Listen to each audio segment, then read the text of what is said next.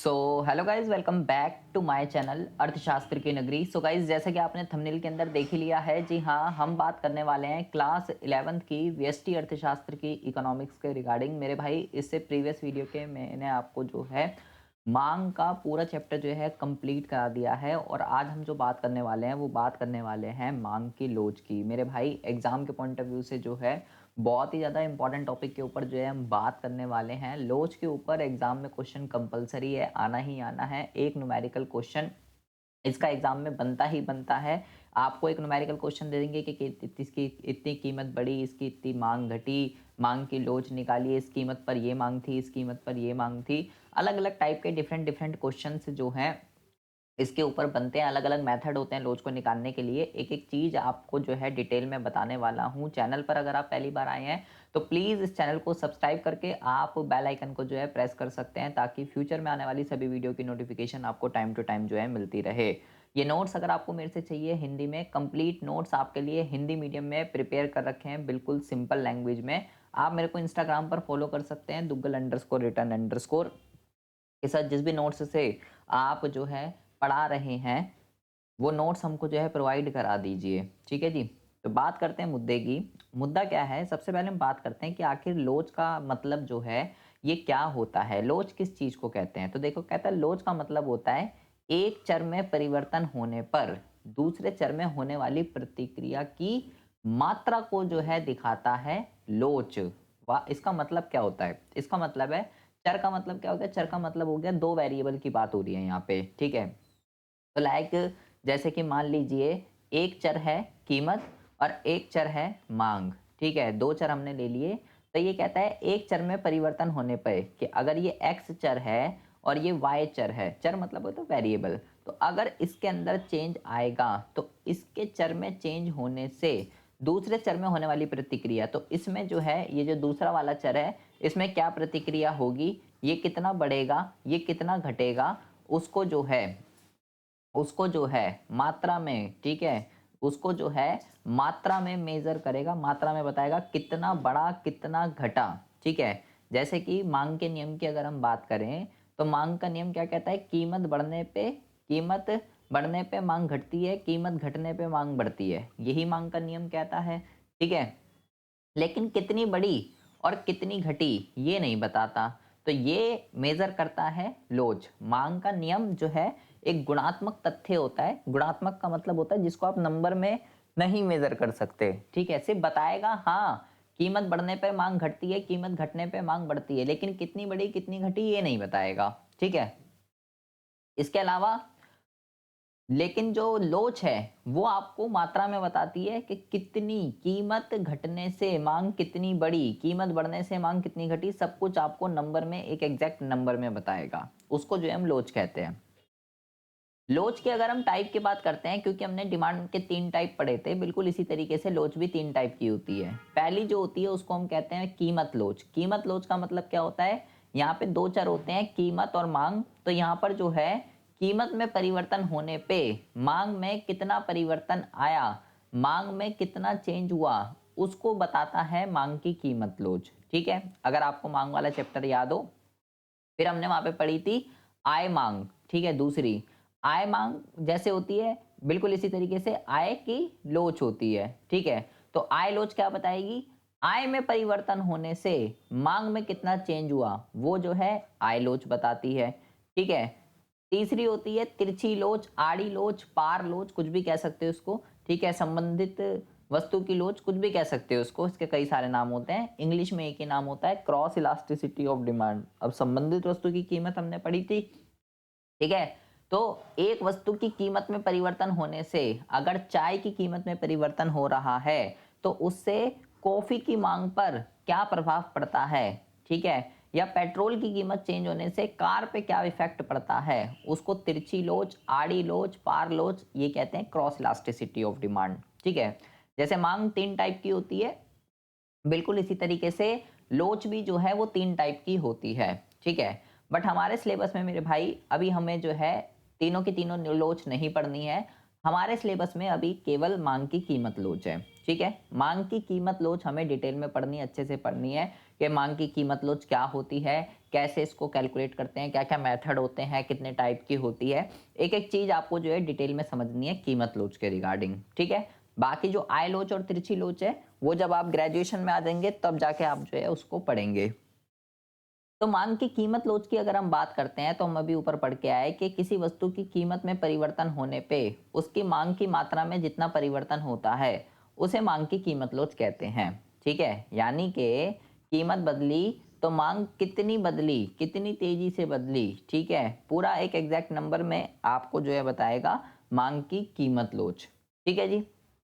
इसके अगर हम डेफिनेशन की बात करते हैं तो कीमत में परिवर्तन के परिणाम स्वरूप मांग की मात्रा में होने वाले अनुमात अनु अनुपातिक परिवर्तन को मांग की कीमत लोच कहते हैं। मतलब कि कीमत में परिवर्तन के परिणाम स्वरूप मांग की मात्रा में परिवर्तन, मतलब कि इसका फॉर्मूला अभी हम नीचे दिखाएंगे आपको कि इसका फॉर्मूला क्या होता है। देखिए इसका फॉर्मूला होता है, मांग की कीमत लोच का फॉर्मूला क्या होता है, मांग में प्रतिशत परिवर्तन, कितना परिवर्तन हुआ किसकी वजह से, कीमत की वजह से। तो ये जो सूत्र होता है इसका, और ये क्या हो गया, ये हो गया इसको कहते हैं अनुपातिक, ठीक है। ऊपर उसने डेफिनेशन में यही बोला था ना, अनुपातिक परिवर्तन। तो कीमत में परिवर्तन होने के फलस्वरूप, इसमें परिवर्तन होने के फलस्वरूप इसमें कितना परिवर्तन हुआ उसका अनुपातिक जो है मांग की कीमत लोच कहलाती है, ठीक है। इसको बहुत ही एक सिंपल, बहुत ही सरल उदाहरण से मैं आपको समझाने का प्रयास जो है करूंगा, ठीक है। मान लीजिए एक पेन की कीमत 10 से बढ़ के 12 रुपए हो गई, पहले 10 थी अब 12 हो गई, कीमत में 20% की वृद्धि हो गई। मतलब कि 10 का जब आप 20% निकालोगे, 10 का 20% कितना होता है, एक जीरो से एक जीरो, एक जीरो से एक जीरो, 2 रुपये होता है। 10 का 20%, कीमत में 20% की वृद्धि हो गई। अगर आप ऐसा भी ना निकाल पाओ तो ऐसे निकाल सकते हो, 10 से 12 हो गया, तो अगर आपको वृद्धि निकालनी है कितनी परसेंट वृद्धि हुई, तो परसेंट कैसे निकालते हैं बेटा, 12 में से 10 को घटा दीजिए, आएगा 2, ठीक है। 12 में से 10 को घटा दीजिए, अपॉन में 2, इसका डेविएशन लेते हैं, इसका डेविएशन लेते हैं, अपॉन में पुरानी कीमत, इनटू में 100, ठीक है। एक जीरो से एक जीरो काट दीजिए तो ये आ गया 20%, ठीक है। दोबारा से देख लीजिए, फॉर्मूला होता है डेल्टा अपॉन में ओल्ड इनटू में 100, ठीक है। कुछ भी निकालना हो परसेंट में कभी भी जिंदगी में, डेल्टा का मतलब होता है चेंज, नया माइनस पुराना, नया माइनस पुराना वो ऊपर आता है, डिवाइडेड बाय ओल्ड, ओल्ड जो भी था, कीमत निकाल लो कीमत, मांग निकाल लो मांग, जिस भी कंटेक्स्ट में बात हो रही है, ठीक है। डेल्टा अपॉन में ओल्ड इंटू में 100, ठीक है जी। पेन की मांग 100 से 80 हो गई, तो ये भी सेम 20% से हो गई। कैसे, इसमें से इसको कर दीजिए 20 अपॉन में ओल्ड इंटू में 100, तो 100 से 100 काट दीजिए 20, दोनों में 20% की क्या हो रही है, दोनों में 20% की क्या हो रही है, चेंज देखने के लिए मिल रहा है। 20% की अगर वृद्धि हो रही है तो 20% की कमी हो रही है, ठीक है। कमी वृद्धि मैटर नहीं करता, ठीक है। कहीं ऐसा ना आप ऐसा नहीं कर सकते बेटा, माइनस नहीं लगाना यहाँ पे, ठीक है। कहीं आप सोचो इसमें से इसको माइनस करना है तो माइनस का 20 हो गया, ऐसा नहीं है, ठीक है। कीमत बढ़ने से वो हमें पता ही है नेगेटिव रिलेशन होता है, ठीक है। तो इस फॉर्मूले में भी नेगेटिव होता है, ठीक है, तो वो इग्नोर हो जाता है, नेगेटिव को आप छोड़ सकते हैं। तो इस फॉर्मूले में हम रखेंगे, अगर ये ऊपर वाले फॉर्मूले में अगर हम ये जो पढ़ के आए हैं, मांग में प्रतिशत परिवर्तन, कीमत में प्रतिशत परिवर्तन, तो बेटा 20 अपॉन में 20 ये कट जाएगा, ये आ जाएगा 1। मांग की लोच जो है वो 1 आ गई। तो मांग की लोच 1 आने का क्या मतलब होता है, मांग की लोच बनाने का मतलब है कि ये इकाई की लोच है, यूनिट इलास्टिसिटी है। अब ये यूनिट इलास्टिसिटी का क्या मतलब होता है, इसका मतलब ये होता है बेटा कि जितना चेंज कीमत में आया उतना ही चेंज मांग में आया। देखो दोनों 20-20 है ना, ये कैसे पता चलेगा ये यूनिट है या ये नहीं है, तो इसके लिए आपको मांग की कीमत लोच के प्रकार पढ़ने पड़ेंगे कि मांग की कीमत लोच के कितने प्रकार होते हैं। इसको मांग की कीमत लोच की श्रेणियां भी कहते हैं, कोटियां भी कहते हैं, डिग्री कहते हैं इसको बेसिकली, ठीक है। 5 टाइप की होती हैं। एक एक चीज आपको बहुत ही ज्यादा ध्यान से समझनी है, सुननी है, आंखों को स्क्रीन में गड़ा के रखना है, क्योंकि एग्जाम में इसके ऊपर क्वेश्चन आता ही आता है और ये बच्चों का मोस्ट कंफ्यूजिंग टॉपिक है, ठीक है। सबसे पहली जो होती है बेटा उसको कहते हैं पूर्ण लोचदार मांग। पूर्ण लोचदार मांग का क्या मतलब होता है? सबसे पहली बात तो आपको यहाँ ध्यान रखना है, यहाँ पे पूर्ण वर्ड जो है लगा हुआ है, परफेक्ट। ठीक है, परफेक्ट इलास्टिसिटी डिमांड कौन सी होती है? कहता है कि जब कीमत में बहुत थोड़ा सा परिवर्तन होता है या होता ही नहीं है, ये समझ लीजिए, ना के बराबर चेंज होता है, लेकिन मांग जो है ना, मांग मांग जो है उसमें बहुत अधिक परिवर्तन अगर हो जाए तो ऐसी स्थिति को क्या कहते हैं? ऐसी स्थिति को पूर्ण लोचदार मांग जो है कहते हैं। ठीक है, ऐसी स्थिति में मांग की जो लोच होती है वो इन्फिनिटी होती है, इन्फिनिटी। कीमत में या तो ना के बराबर या बहुत ही थोड़ा, ना के बराबर या बहुत ही थोड़ा चेंज होता है, और मांग में बहुत ज़्यादा जो है, मांग में जो है बहुत ज़्यादा जो है बेटा चेंज आ जाता है, परिवर्तन आ जाता है। ऐसी स्थिति को पूर्ण लोचदार मांग कहते हैं। ठीक है, अगर हम इसके कर्व की बात करते हैं तो ऐसी स्थिति में कर्व जो है हॉरिजॉन्टल बनता है बेटा, कि यहाँ पे देखिए, यहाँ पर क्या है, एक्स एक्सिस पे मांग है, वाई एक्सिस पे कीमत है। कीमत में कोई चेंज हो या ना हो, बहुत ज़्यादा ध्यान से देखेंगे, कीमत वही है बेटा, ओपी, कीमत में कोई भी चेंज नहीं हो रहा, लेकिन इस पे कितनी भी डिमांड आप कर सकते हो, इस पे कितनी भी डिमांड आप कर सकते हो। तो ऐसी स्थिति में जब प्राइस में ना के बराबर चेंज हो, लेकिन फिर भी उस वस्तु की डिमांड बढ़े या घटे, कुछ भी हो, उस प्राइस पे आप कुछ भी डिमांड कर सकते हो, तो ऐसी स्थिति को क्या कहते हैं? पूर्ण लोचदार कहते हैं, और इसमें मांग की लोच इन्फिनिटी होती है, ये आपको ध्यान रखना है। ठीक है, दूसरी स्थिति होती है अधिक लोचदार। अब आपको यहाँ रखना है, यहाँ पे पूर्ण वर्ड नहीं लगा हुआ है। ठीक है, अधिक लोचदार मांग। अधिक लोचदार मांग का क्या मतलब होता है? कि कीमत में तो थोड़ा सा चेंज हुआ पर मांग में अधिक परिवर्तन हो गया। मतलब कि इसका इसका क्या मतलब है? जैसे मान लो कीमत में 10% हुआ, 10% से वृद्धि हो गई, 10% से वृद्धि हो गई, अब वृद्धि होने से 20% की मांग में कमी हो गई। मांग में ज़्यादा चेंज अगर देखने के लिए मिले तो उसे अधिक लोचदार कहते हैं। ऐसी स्थिति में मांग की लोच इकाई से अधिक होती है। जैसे अगर कीमत 10% से बढ़ी, मांग 30% हो गई, जैसे मैंने अभी 10-20 का एग्जांपल दिया, इसने 30 ले लिया, तो इसको क्या बोलेंगे? इसको बोलेंगे कि भाई मांग जो है ना वो बहुत अधिक लोचदार है कीमत के कंपैरिजन में, कि कीमत में जैसे बढ़ने का बताया ऐसा घटने का भी हो सकता है बेटा। अगर कीमत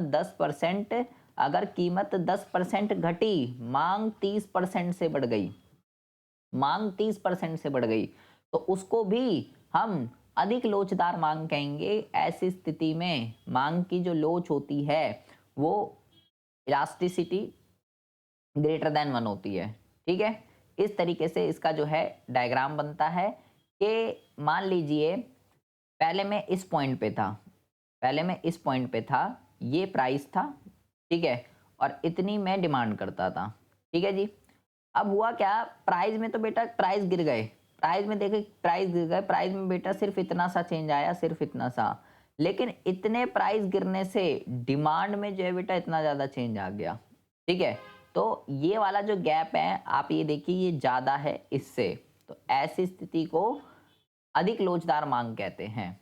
ठीक है जी, फिर होता है यूनिट इलास्टिसिटी, जो अभी हम ऊपर पढ़ के आए थे, कि जब दोनों में बराबर का चेंज हो, जितना कीमत में चेंज हुआ उतना ही मांग में चेंज जब होता है, तो उसको जो है समान अनुपात में जब परिवर्तन होता है उसको कहते हैं इकाई के बराबर मांग, इकाई के बराबर लोचदार मांग।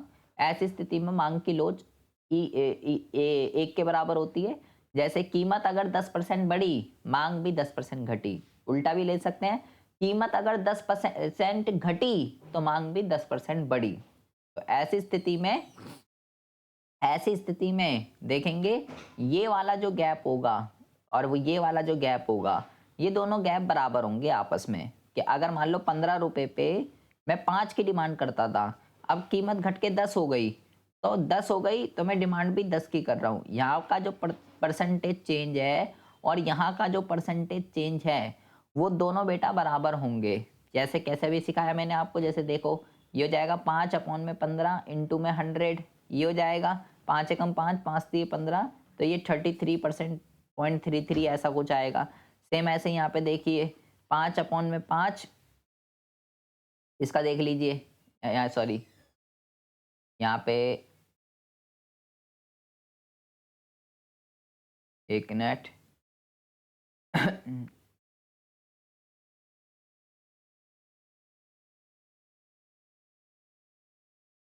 इसका परसेंट देख लीजिएगा, ठीक है, इसका परसेंट निकाल के देख लीजिएगा। इसका परसेंटेज चेंज और इसका परसेंटेज चेंज दोनों जो है बेटा सेम आएगा, ये गैप हमेशा बराबर होगा, ठीक है।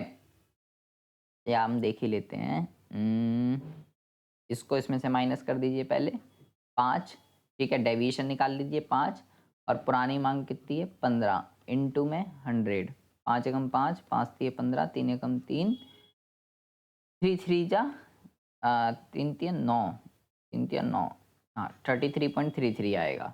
सेम ऐसे ही निकाल लीजिए यहाँ पे 5, 5/5, और क्या कहते हैं, डेविएशन आ गया 5, और पहले हम यहाँ पर थे, नहीं सॉरी, पहले हम यहाँ पर थे, यहाँ पर, और फिर हम यहाँ पर आ गए, ठीक है। तो 5/5 इंटू में 100, ये बेटा नंबर गलत लिखे हुए हैं, ठीक है, इन नंबरों से नहीं हो पाएगा, ठीक है, ये नंबर थोड़े गलत लिखे हुए हैं।